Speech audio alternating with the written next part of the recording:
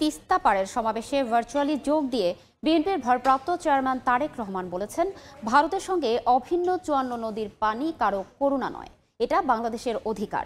দাবি আদায় আগামী নির্বাচনে জনগণকে বিএনপির পাশে থাকার আহ্বান জানান তিনি। আগামী জাতীয় নির্বাচনে আপনাদেরকে আপনাদের প্রিয় দল বিএনপির পাশে থাকতে হবে। বিএনপির দরকার আপনাদের সমর্থন।